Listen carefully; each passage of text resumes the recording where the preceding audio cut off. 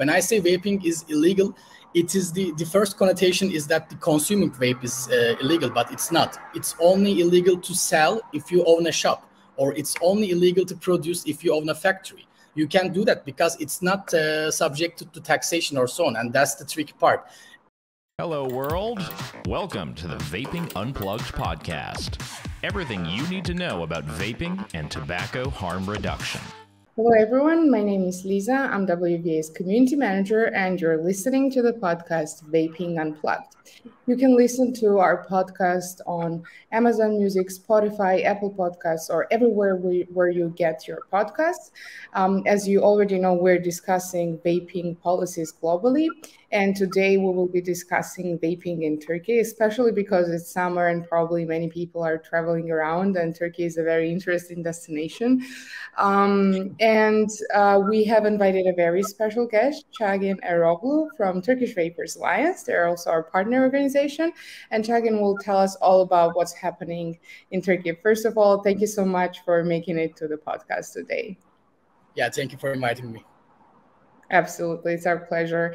Cagin, I'm going to start with the traditional introductory question. I want you to tell our listeners, how did you become a vapor, and what's your vaping journey from being vapor even to vaping advocate?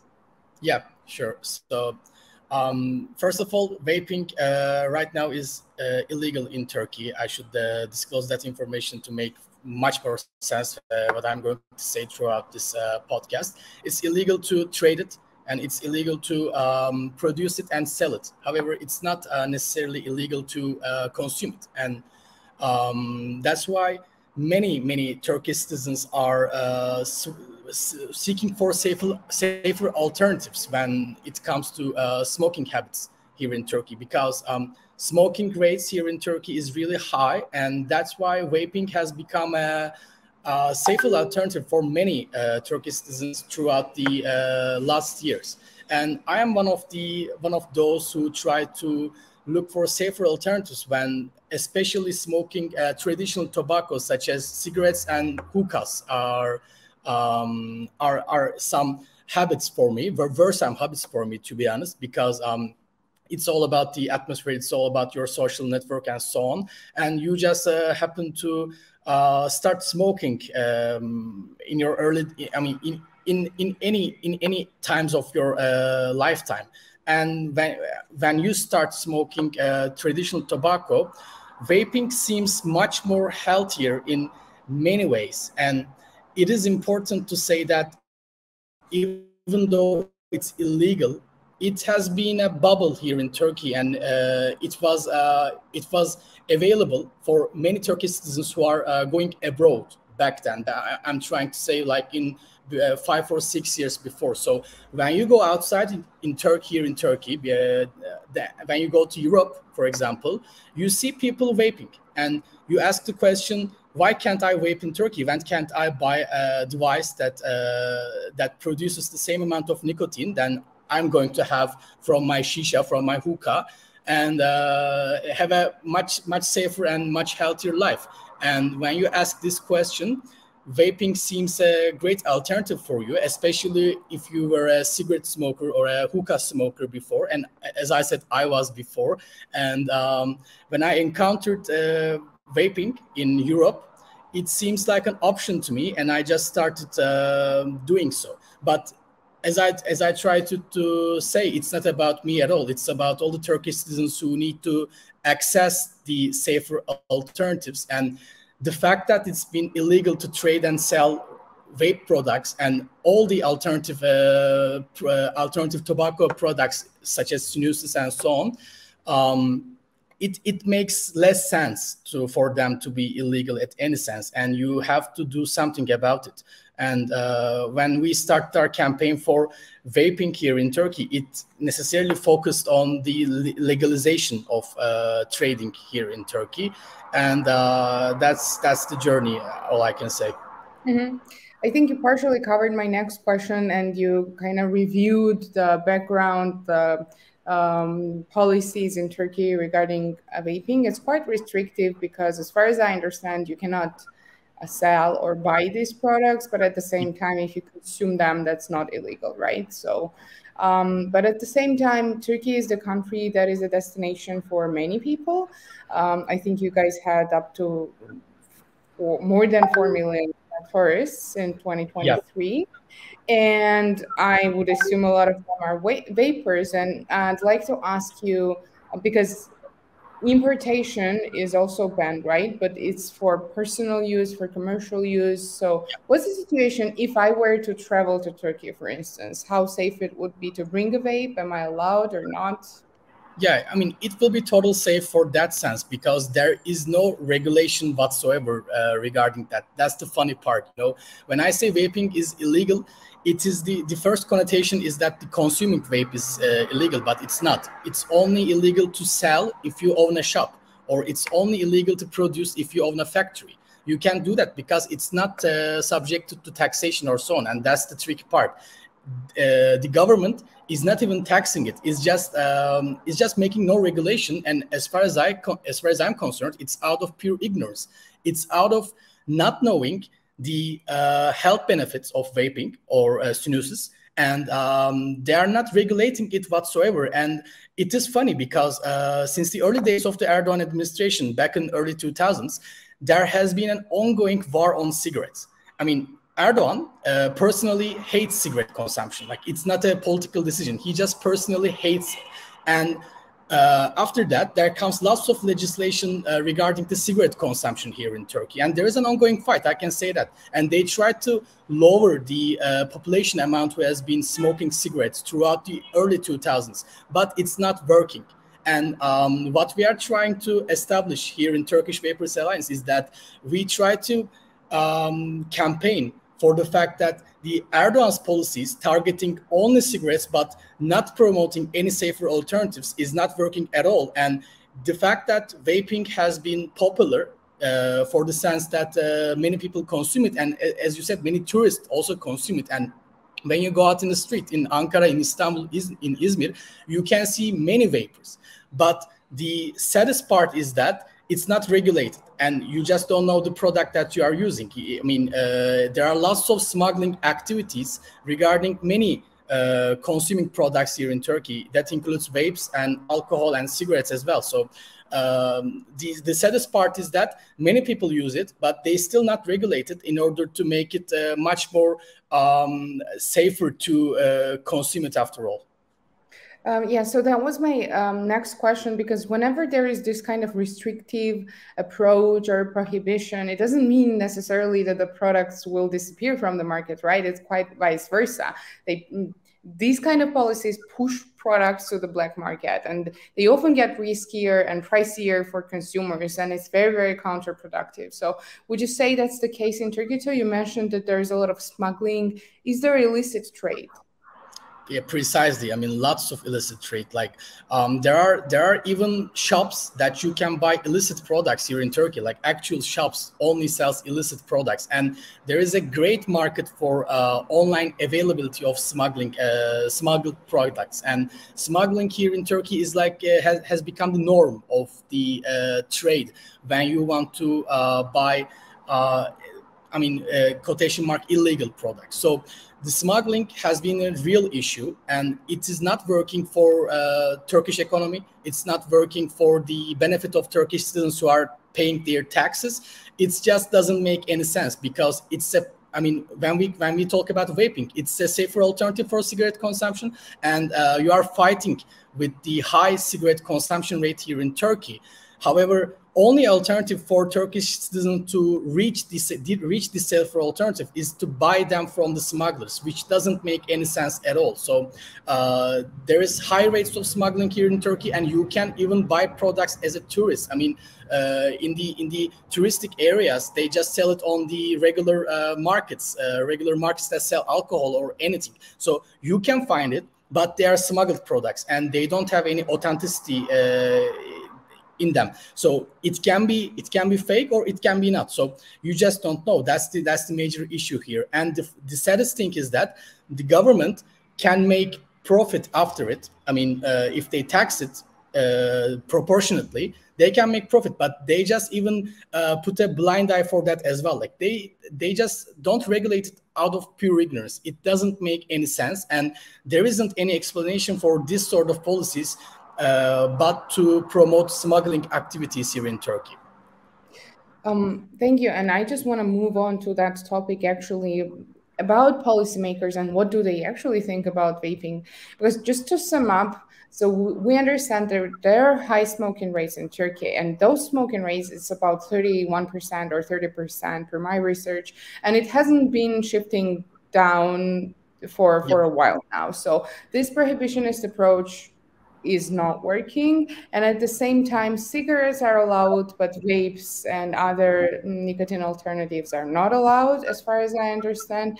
And still WHO opposes this kind of decision to, you know, ban vaping or less riskier alternatives from the market. First of all, how do you think, what does it mean for smokers and those who struggle to quit and want to have a healthier life? And at the same time, then I want to ask you about the misconceptions and myths, because there must be some misconceptions, or they don't know anything about vaping, or what's the most common issue there?